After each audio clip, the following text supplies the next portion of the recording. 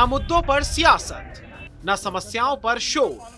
मामला अगर मजहब से जुड़ा हो तो देर नहीं लगती अपनी अपनी महफिल जमाने में। अब स्पीकर को लेकर लाउड हुए हंगामे में अजान बनाम हनुमान चालीसा बन गया है विवाद।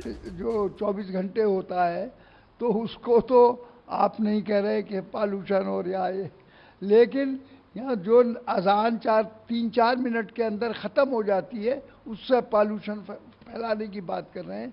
तो ये नफरत की पॉलिसी है, ये नफरत की पॉलिसी नहीं होनी चाहिए। अब नजर जमाइए और ये नजारा देख लीजिए। ये तस्वीरें वाराणसी की है। यहाँ लाउड स्पीकर पर अजान के विरोध में हनुमान चालीसा पढ़ा जा रहा है।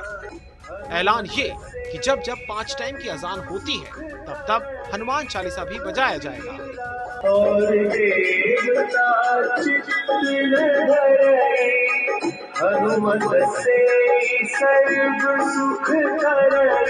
शहर दर शहर लाउड स्पीकर को लेकर शोर मचा है। बनारस से तर अलीगढ़ में भी 27 चौराहों पर हनुमान चालीसा के लिए लाउड स्पीकर लगाने का ऐलान हुआ है।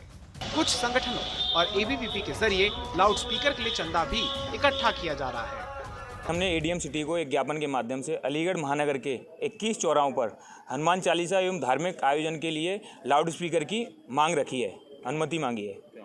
क्योंकि अन्य जगह पे भी लाउड स्पीकर बड़ी तेज़ आवाज़ में बजते हैं। सुबह बच्चे परेशान होते हैं, नमाज पढ़ी जाती है, अजान पढ़ी जाती है, जिसके माध्यम से सभी बच्चे परेशान होकर पढ़ाई नहीं कर पा रहे हैं। बहुत सारे लोग नींद पूरी नहीं कर पा रहे हैं, वो माइंडली डिस्टर्ब रहते हैं। इसके लिए हम लोगों ने आज अनुमति मांगी है। अनुमति नहीं दी तो अगर प्रशासन अनुमति नहीं देता है तो उन लोगों को भी प्रशासन को बंद कराना होगा, क्योंकि जहाँ लाउड स्पीकर का प्रयोग हो रहा है।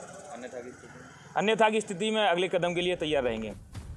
कान फोड़ू साउंड, मॉडिफाइड साइलेंसर, सियासी पार्टियों के पंडालों में बचने वाले भोपू, यानी भारत में ध्वनि प्रदूषण के तमाम कारण हैं। लेकिन धार्मिक स्थलों और धार्मिक यात्राओं में लगातार ध्वस्त हो रहे हैं ध्वनि प्रदूषण के तमाम मानक। वहीं अजान पर हो रहे घमासान को मुस्लिम धर्मगुरु राजनीति में प्रसिद्धि का शॉर्टकट प्लान बता रहे हैं। संविधान जब सबके लिए बराबर है, कानून भी सबके लिए बराबर है, लेकिन सिर्फ मस्जिदों को लेकर अपनी सियासत को चमकाना और इस तरह की बातें करना कि हनुमान चालीसियां पढ़ेंगे, कुछ लोग भगवा कपड़े पहनकर भगवा झंडे लेकर जो है मस्जिदों में मातम करते हैं, जय श्री राम के नारे लगाते हैं, ये सारा जो है कहीं ना कहीं देश में नफरत फैलाने वाली कहानी है और देश को तोड़ने वाली बात है। जो लोग देश को जोड़ना चाहते हैं वो आस्था पर काम करते हैं, वो दूसरों की आस्था को ठेस नहीं पहुंचाते। देश के कई सूबों में अजान और हनुमान चालीसा पर सियासी तूफान उठ खड़ा हुआ है। कर्नाटक और महाराष्ट्र में भी सियासी जोर आजमाइश हो रही है। एक बड़े उद्योगपति ने तो हनुमान चालीसा के लिए फ्री में लाउड स्पीकर की स्कीम भी निकाली है। तो वहीं मनसे वाले राज ठाकरे ने 3 तारीख तक मस्जिदों से स्पीकर उतारने की चेतावनी दी है और बीजेपी कह रही है कि नियम सबके लिए एक हो। 2005 का सुप्रीम कोर्ट के चीफ जस्टिस आरसी लाहौटी का जजमेंट इस बारे में है कि किसी भी धर्मस्थल पर जो है आप लाउड स्पीकर लगाकर ना तो भजन कीर्तन कर सकते हैं, ना अजान दे सकते हैं। तो इनका पालन मंदिर कर रहे हैं, तो मस्जिदों ने इसका पालन क्यों नहीं करना चाहिए?